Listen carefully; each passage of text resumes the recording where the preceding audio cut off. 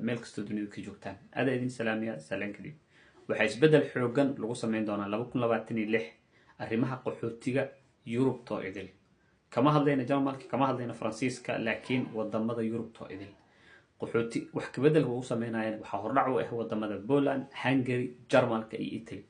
arrintaas insha Allah taala ka hadli doono laga yaabo inay saameyn kugu yeelato sanad dambe arrin kale ee Yurub inay imaato isku day markii la dhamaadka video sababtoo ay muhiimad weyn bay ku leedahay arrintaas soo dhawaada leeyahay wax laga hadlay waxay tahay saad ogtihiin bareesharka Mareykanka ee Yurubta ayaa badanaya Trump waxa uu leeyahay Yurub waxay lumin doontaa sanadaha soo socdo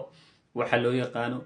ilbaxnimadeedii civilizationkeedii taasina wax kale uma dhahay ma ahan in dad ajnabi imaanayaan may waa dadka muslimiinta ee Yurubta ku soo badanayo percentage la xisaabinayo 5 sano ugu dambeeyay dadka soo galay Yurubta ayaa lagu qiyaasayaa boqolkiiba in ka badan 50 inay yihiin dad muslimiin taasoo bedeli doonto demographic waxa la yiraahdo ama habka reer Yurub u nool yihiin 30 sano ilaa 50 sano soo socdo tani sidoo kale wadamada qaar sida Belgium oo kale waxay saameyn xoogan ku yeelan doontaa shacbiyadooda ayadoo percentage dadka muslimiinta ay aad u sii kordhayo Holland way la mid sidoo kale Faransiiska la mid iyo wadamo kale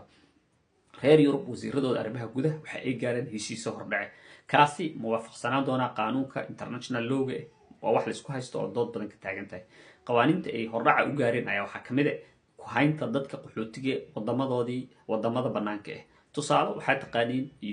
wadamada Kenya wadamada maxaa la yiraahdaa wadanka la yiraahdo Uganda sidoo kale Rwanda qawaaniin badan oo waxay jiro wadamada Yurub ay la galeen wadamo badan oo reer EU ayaa la shaqeeyay wadamadaasi oo dadku u tarxiilo Talyaaniga oo kale waxa ay geeyaan Albania inkastoo Talyaaniga maxkamadiisa sare ka diiday haddana qawaaniintii ayaa u maleysay inay dib u shaqeyn doonaan wasiirada inta badan hadda Jarmalka markii la fiiriyo wasiirkiisa arrimaha gudaha Dobrin waa nin aad uga shaqeynaya xitaa qawaaniinta Jarmalka ee qaxootiga waafaqsanaa inuu tabamaro ama baal maro si kasta ay noqoto heerkan heshiiskan hordhaca ah oo bareesharka ay ka carrayaan Mareykanka ayaa waxa la leeyahay waxay heshiis si toos ugu gaareen reer Yurub in dadka qaxootiga lagu hayo interviewga lagu soo mariyo meel ka baxsan wadamada Yurub waa dawlad saddexaad mid xigta waxay tahay waxa ay sheegeen dadka wadamadooda aanan وحق كلهم جرمالك إن ستاس اللي وقع لي وطنك مدة سدحات الشيء اللي جاري وحكمله إن وطن والبلاء وقلاد إن قوانين قولي وسمعين كرو حقوق دي سو قحوتيك سيدنا قلنا تعلموا إن شاء الله تعالى مركز ثلاثة أبدي دوحي